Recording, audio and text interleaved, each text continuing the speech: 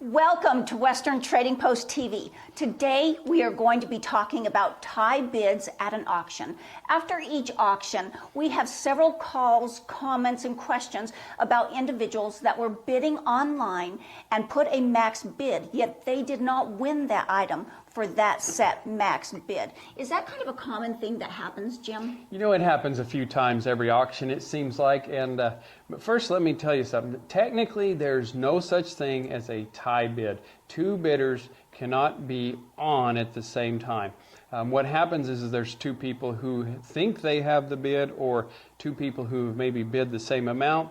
But technically, the only winning bidder at any given moment is the bidder that the auctioneer has acknowledged. Once the auctioneer has acknowledged a person, that is a verbal contract between the auctioneer as the seller's representative and the buyer, and unless somebody else bids more before the auctioneer says sold, that is the only person who is actually winning the bid. There's just might be other people who think they have it or who have bid the same amount, but you know, everyone calls it tie bidding anyway. So well, and you're not just working on an online platform and a live platform. There's several different platforms that are going on all at the same time. Yeah, so people need to realize that you know, they might be bidding on our website, for example, but there's other internet platforms that are also bidding at the same time. There might be phone bidders, and you know, generally there's a live crowd involved as well. So along with several different platforms, several different bids going on. I mean, there's a lot of excitement that goes on during the auction. Now, how can an individual guarantee to get that amazing item that they are watching? Well, there's no guarantee that they're going to get it unless they just, you know, bid through the roof, I guess. That might be a way to guarantee. But, you know, first off, what they need to realize is that when a so-called tie happens, is it generally wasn't their turn to bid, okay? So if you're online, most common, this happens online. Online, somebody, maybe they leave a max bid of, say, $275, but they're winning right now before the auction at $250. The lot opens up during the live auction. The auctioneer says, okay, I have $250 online. Anyone want to give $275? And another online platform, or maybe somebody in the crowd or on the phone, they bid $275. Well, this guy, he might have left that $275 bid a week ago, but it wasn't his turn to bid during the live auction, and you don't bid against yourself in a live auction, obviously.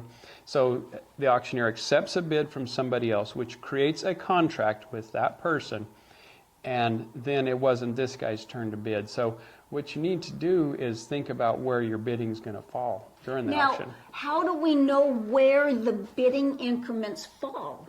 Well, on any internet auction, there's instructions. Generally, like if you're on the auction platform, you can go over and it'll say bidding instructions or increments. In our particular auction, when you're in the hundreds range, it's $25 increments below 500. So you just got to know that if I'm winning at $250 right now and I leave $275 max bid, it's probably not going to be my turn when the auction starts.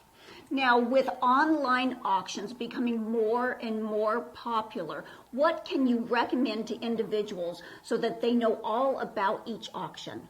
Well, what they need to do is go in before the auction happens and figure out where the items are, where they might be winning at.